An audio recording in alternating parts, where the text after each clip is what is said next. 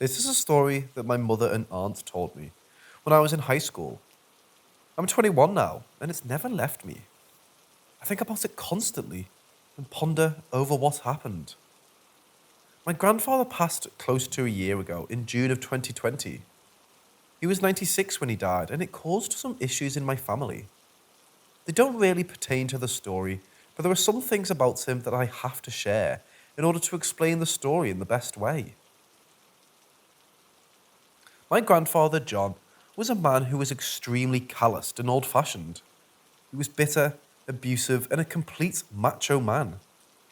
My mother was raised on never showing emotion or pain due to his abuse and lack of compassion for others. He was also an extreme racist. He had many secrets in my family that are now coming to light after his death. Everything that happened around him was brushed off and forgotten because he had more important things to do, like drinking and having affairs. Just an overall intense and very no nonsense type of man. He wasn't religious at all and found things like faith and hope stupid. This story takes place in the 70s, most likely early to mid 70s. My mom was born in 1965 and remembers this story clearly. My aunts as well remember this happening, but no one knows exactly what year. One summer day, John decided to take his family on a small outing with the intent to have a picnic in the woods. My mother, her three sisters, and her mother, my grandmother, were all there and very excited about this. Where we're from, my family is more accustomed to the woods and has lived in this area for generations. Going into the woods for a fun family activity was nothing out of the ordinary and seemed to be just another normal day. They made their way down a dirt backwoods road and stopped once they found a clearing large enough to accommodate them. As all the kids started jumping out the car and messing around as kids do after being stuck together, my grandmother began unloading their food and picnic supplies. John began surveying the area and deciding where to set up. As he was doing that, something in the woods past the clearing caught his eye. Before going to see what was out there, he yelled to the family and said he would be right back. The kids and my grandmother thought not much of this, since they were all used to the woods, and these woods in particular were very familiar to them. They continued unloading and setting up the stuff they brought. One of the girls pointed out something in the clearing that caused a sudden shift from a normal day to something far worse. It was a dirt mound that looked like something was buried underneath it. The mound was about the size of a small person, maybe even child-sized. It was too big to simply be any animal in these woods. There was nothing but squirrels and raccoons in the area. Scattered amongst the mound were larger river rocks. There was no pattern, but they were definitely placed on the mound intentionally. Also, the dirt seemed to be fresh, as though just buried. It was loose and slightly darker than the area around it. The mood immediately shifted from an average day in the woods to something much darker. My grandmother became concerned and told the girls to stay away from it. She was clearly upset and worried about it, but did her best to ignore it. The girls, all being children, didn't have the same amount of worry and continued playing while just avoiding the mound. They tried to return to their picnic, and the girls were already chasing each other in circles again. It was supposed to be a joyous, sunny day, and my grandmother wanted to keep it that way. Things seemed to return to normal for a beat. The trees around them created a wall of dense foliage, blocking their view from anything inside the forest. One of the girls again took notice of something strange. It was immediately clear what it was. Along one of the long branches of the tree hung a noose. It was tied with rope and hung high above their heads. A lump of dirt can be explained away by nature, but someone had to have placed the noose there. My grandmother stopped dead in her tracks when she saw it. Something was wrong. Very wrong. They couldn't just pack up and leave. John was still out in the woods. Even children can recognize a noose as a symbol of death. The children started to become very anxious. Whatever innocence was keeping them from worrying about the mound had completely vanished. My grandmother the resilient woman she is, soothed her children and told them it was just left by deer hunters. But she knew in her heart they needed to leave. No deer hunter would hang a deer and then bury it. At least no sane deer hunter. It wasn't until they started hearing something in the woods that they started to really panic.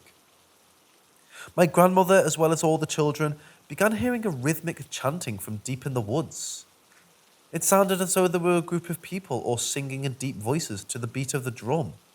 It went in a quick bum bum bum pattern. 3 steady beats followed by a pause, and then it would repeat. It sounded far away, but immediately fear began to take hold of each one of them. They each listened and gathered together. As the seconds passed, it began to increase in volume. It was getting not just louder, but closer. What started out as a distant echo soon began to engulf the entire clearing. My grandmother was terrified and wanted so desperately to leave, but John had yet to return. They waited, fear-ridden, as the sound began to fill their chests. It felt like they were at a concert as the deep bass began to vibrate in their chest. It was everywhere and constant, as though the sound was being made by the trees themselves, surrounding the family in every direction. Suddenly, the sound of yelling broke through the constant drone of chanting. John's voice was yelling out at them from the trees. "Go," he yelled. "Get in the car." He came running out of the woods, yelling that they needed to leave. They had never seen terror on this man as they had at this moment. He was a man afraid of nothing, unbothered by the world around him. This was the most emotion any of them had ever seen from him. He saw something in those woods, something that shook his very being to the core. My grandmother began throwing everything in the back of the car as the kids got in as well. John and my grandmother picked up their things and as quickly as possible threw it all in the car. They had no care for the things they were packing up due to their fear. Food was all over the trunk and items were broken. After everything was tossed in, they both got in the car and drove away. This is where the main grunt of the story ends. But one fact from this story is what really has caused me to wonder all these years. My grandfather refused to ever speak of what he saw. He never told any of the children or my grandmother. Every time it was brought up, he quickly rebuffed it and angrily told them not to ask again. He never went to the police or told anyone outside of the family. My grandfather is the only person who knows what happened that day. When I first heard the story, I swore to myself I would ask him one day. Now I can't and regret it greatly. By the time I was in high school, he had moved out of state with other family members, and I mostly lost contact with them outside of occasional happy birthday calls or letters. The story doesn't have an answer to go with it. When he died, the only thing I was sad about was never knowing what happened that day. We weren't close when I got older, and once I learned of all the abuse he caused, I separated myself from him. His death looms over me, and this story still haunts me to this day. My mother and aunts just look back on it as a spooky memory from their childhood. Nothing more than a story to spook the little ones at Thanksgiving with. I'm one of the only people in the family who's still curious about what happened.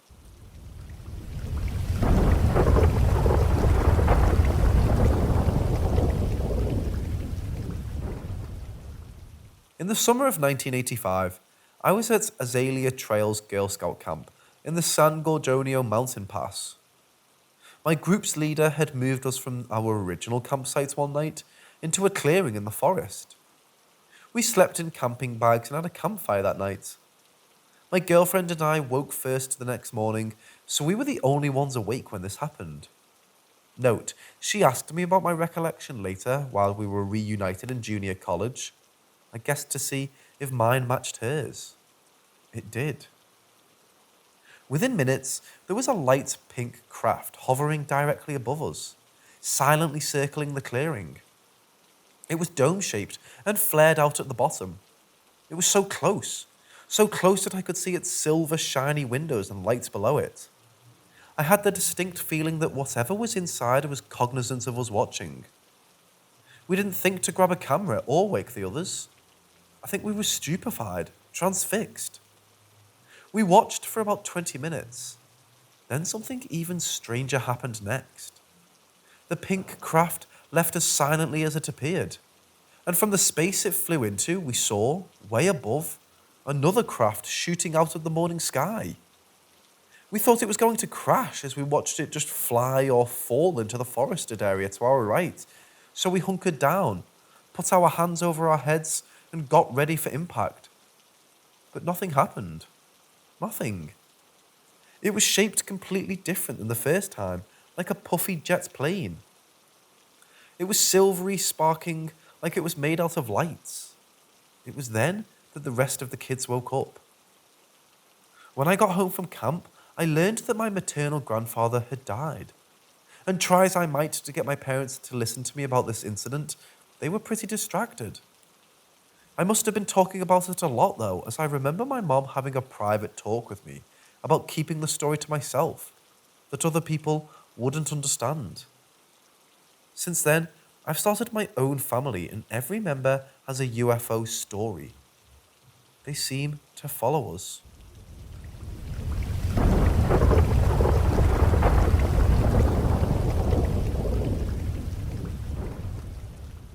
Ever since I was a small child, weird things constantly happen to me, at least a few times every year, to the point where it's a running joke between all of my friends. I'm 23 now, and usually brush these things off as just me attracting weird energy. But as of lately, when I don't feel like I'm going crazy as I often do, I've been feeling like I'm on the verge of discovering something about myself. A spiritual awakening of sorts, but I don't know where to go from there. I recently even took a shot in the dark and got a well-reviewed but generic card reading to try to help myself gain some clarity about my situation. And I did get very impressive cards for my spirituality category. But I don't know where to go from here, or if I even actually believe in card readings. I'm just desperate for any help I can get. Here are a few examples of things that have happened to me from what I can remember. My earliest memory is one of being at a supermarket, sitting in the baby toddler seat of my grandma's shopping cart. She was turned around in the fresh vegetable section, adding veggies to a bag, when I suddenly had a panicked shiver run down my spine, feeling like someone might try to hurt me. I then saw a gruff-looking man across the aisles in a leather jacket with a braided ponytail. He immediately walked over to me and very briefly tried to stick his finger in my mouth as he was walking by, before my grandma turned back around, but having already been heightened to the situation, I had kept my mouth firmly closed and turned my face away from him. To this day, I believe he might have been trying to drug me. Why, I have no idea, but this is my earliest childhood memory and first experience with a correct gut feeling or premonition. It scared me, and for some reason I felt ashamed, and I never told my grandmother. When I was a young girl, about 7 years old, I was laying in my great-grandmother's guest room while my family socialized in the living room. I was supposed to be taking a nap, but was instead just laying in bed, staring up at the ceiling fan as it spun on high. A blade from the ceiling fan suddenly shot off from the fan and hit the wall, leaving a mark in the paint. I got up and looked at the wall and at the blade on the floor and then started off to go tell my family what happened, but was met by them at the bedroom door checking on me because they had heard the loud voice. When I tried to show them where the blade was, it was gone, as was the mark on the wall, and when we turned the fan off, there was no missing blade. When I was about 10, my dad was in the local jail. My dad was in and out of jail my whole childhood and into my teen years, and I was asleep in my bed with my mom. I woke up singing the name Sean Apple, Sean Apple, Sean Apple, and my mom asked me why I was saying that and told me to please stop because I was freaking her out. I asked her who it was. My mom said that Sean Apple was one of my dad's crazy friends whom she didn't like. We found out the next day that at the moment I was repeating his name, he had died from banging his head against his jail cell wall. My dad's cell wall was next to his, and he had been screaming and screaming for the guards to help, but had been ignored. Other small examples from my daily life, especially lately, are seeing very bright, very brief flashes of light, hearing sounds of objects moving but not witnessing them moving, experiencing phantom smells such as burning, having a premonition about my dog dying when I wasn't aware she was sick. I lived in a different town as I am away at college, and very suddenly having vivid and unprovoked, very insignificant flashbacks from my childhood, called mind pops according to Google. 3 days ago, however, something disturbing happened to me that provoked my search for answers for these unexplainable things that happened to me. I got in my car to go to a job interview, and I found a considerably large section of my hair that was cleanly cut with scissors and pasted together with some kind of whitish greenish paste. I have absolutely no logical answer for how it got there.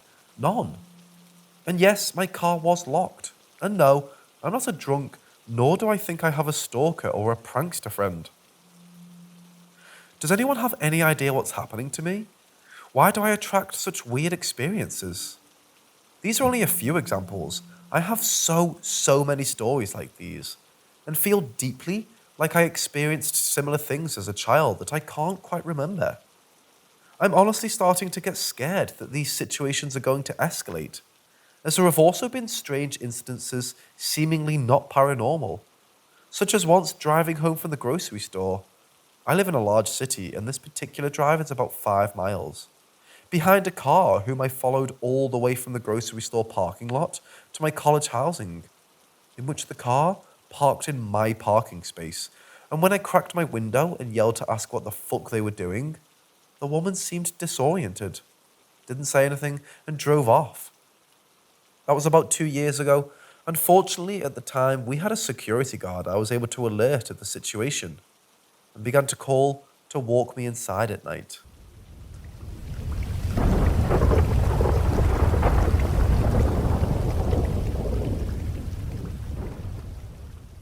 So this happened in 2019 in the Midwest. Around 9 a.m., a beautiful sunny day. I'm inside my room, cheery and excited to start the day. The sun is shining through a clean window, and today is the chore day. I was on a mission to organise some trivial things, nothing wild.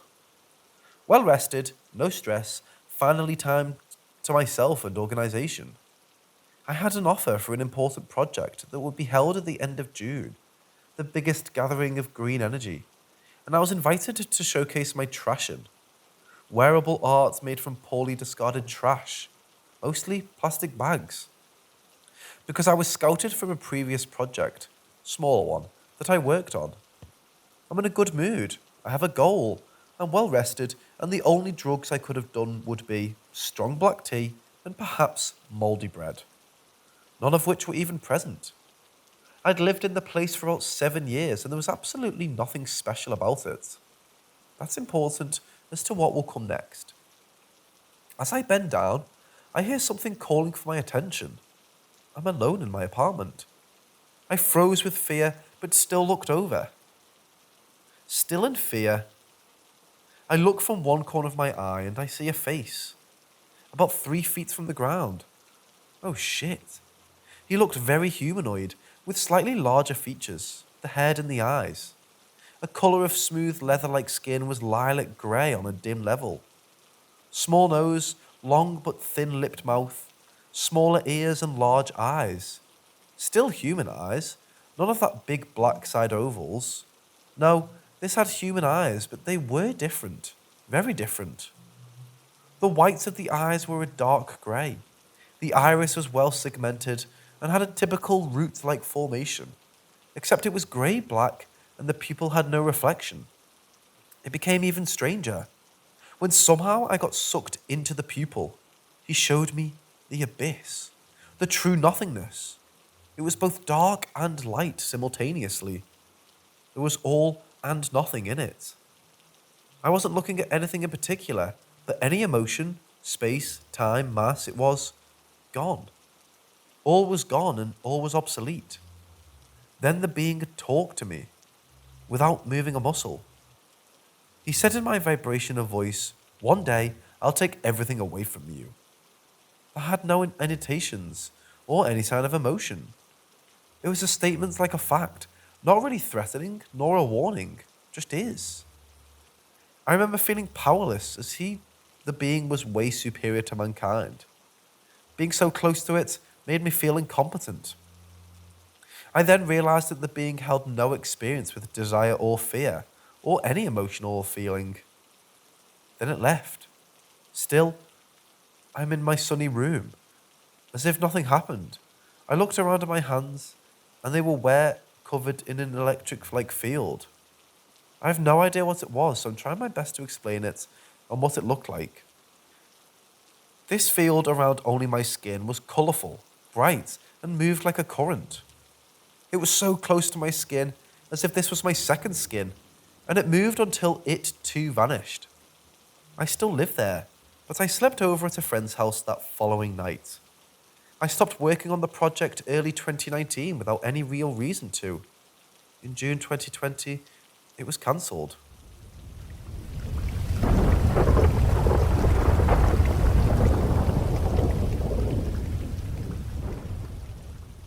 This story takes place when I was 8 years old, in Fort Myers, Florida, in a neighborhood called Heritage Farms. I'm stating the name and place in case anyone knows of the place or happens to live in that neighborhood. You never know. Pretty bad that I'm 40 years old, and this took place when I was 8. I still remember the address, and I still remember the phone number. I remember my parents looking at this house before they bought it. I remember me, my father, and the real estate agent being in the back bedroom, which would have been my parents' bedroom when we moved in. My mom decided to break away from the group and go into the other bedrooms, which would have been my brother and I's. I remember my mother running at full sprint to meet us in the back bedroom because she was scared. She later on told us that she got such a heavy feeling in those bedrooms that it felt like something was right behind her. She eventually let it go, and we eventually purchased the house, and we ended up moving in. Things didn't start getting freaky until about a year and a half after we purchased the house. But there was always a heavy, wet blanket feeling in the house, and the neighborhood was no better. I was terrified to go out and play. I was always picked on in the neighborhood, and the neighborhood was always dark. In that year and a half span from us moving in to us seeing the first thing, my dad lost his job, my parents started having problems, and I got worse as far as being scared to death to move in general. There was a certain point in time where you would begin walking, and then you'd feel like you'd have to run, like there was something in getting ready to get you at any second. My mom told me years and years later when I was an adult that she was washing dishes one day in broad daylight, and she saw a big black figure in the corridor that opened up to my room and my brother's room. But nobody knew about that. She kept it to herself. So, I guess you can say she was the first one to see anything in that house. But like I said, she didn't let me know until I was an adult. It all started in my bedroom, in my closet. I remember hearing what sounded like cards shuffling and music. I remember telling my mom I think there are cowboys in my closet, because that's the only thing I could relate to. I know now it sounded like a deck of cards being shuffled, and an old saloon piano being played. The sounds weren't up in the forefront, they sounded kind of distant. About a week that went on, then I started hearing the whispering. Everything from laughs and chuckles to full-on whispering conversations. Oftentimes I would hear, "Hey you." Needless to say, I was out of that bedroom after about a month. My brother was 17 at the time, and all he did was work and went out with his friends, so I slept in his bedroom. I know my first experience was on a Friday night, because I used to watch a grouping of shows when I was a kid called TGIF. It had Full House, Family Matters, and a couple of other shows that I can't remember, but I used to watch it every Friday night. 80s babies will know what I'm talking about. I remember all the lights in the house being turned off besides my parents in the back bedroom.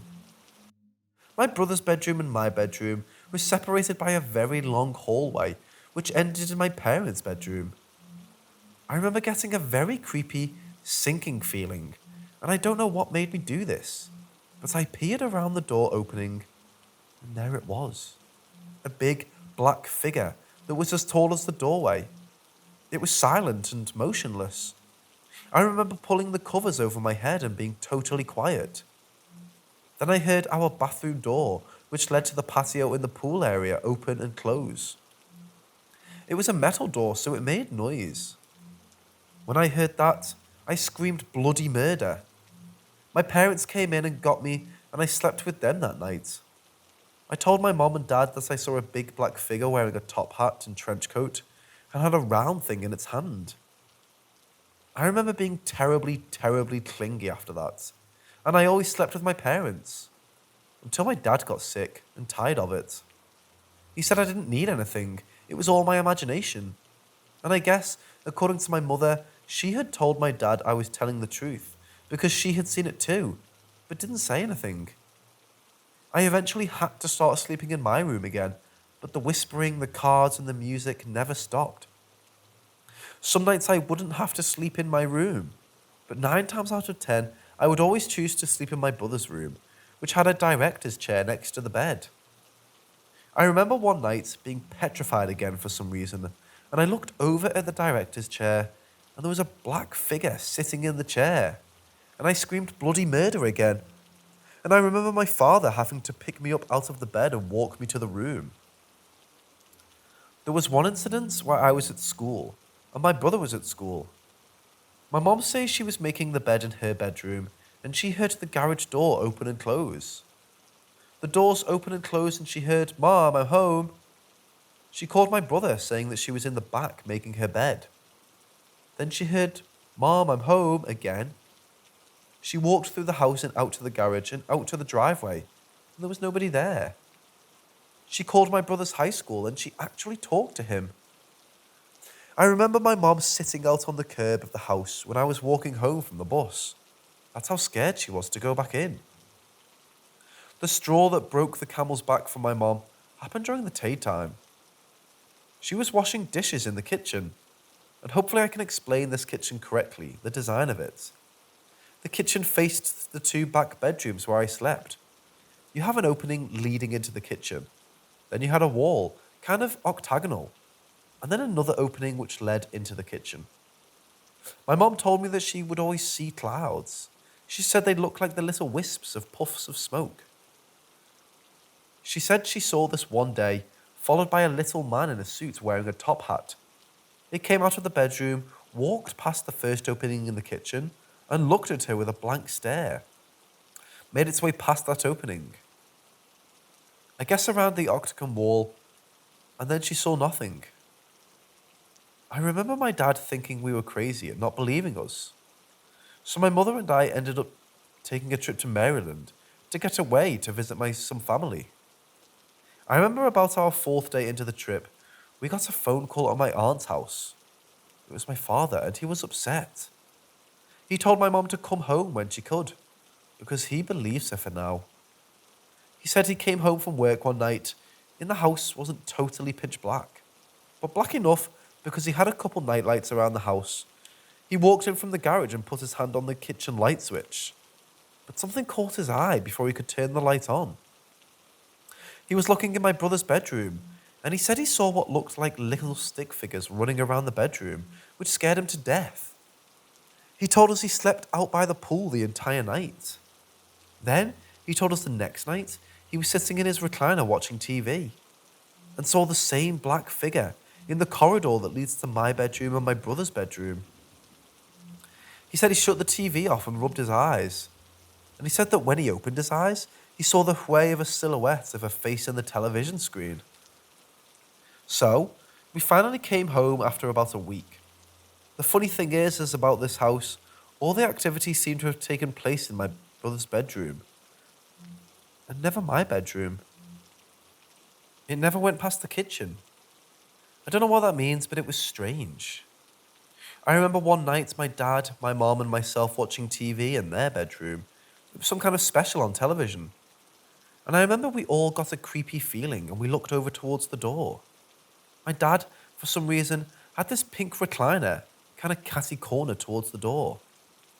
When we all looked over, We saw a black figure peering over this recliner, and it had its two hands so you could just see the two hands in the face. And when we made eye contact with it, it shot towards the other end of the house, or just disappeared, but it looked like it ran. After that, we would start hearing knocks on the door all hours of the day. Eventually, my mum and dad had enough and they put the house up for sale. We ended up selling very quickly. And oddly enough, a month later we moved out and they moved in. My mum and I drove by one day and they had the house up for sale. Anyway, at 33 years old, I wrote the current owners of a time a letter and just asked if they have experienced anything. They responded back saying they haven't, but I've heard of people having trouble in the past. I don't know if they said they haven't experienced anything to save their face, but needless to say, the experience has had a profound effect on me to this day.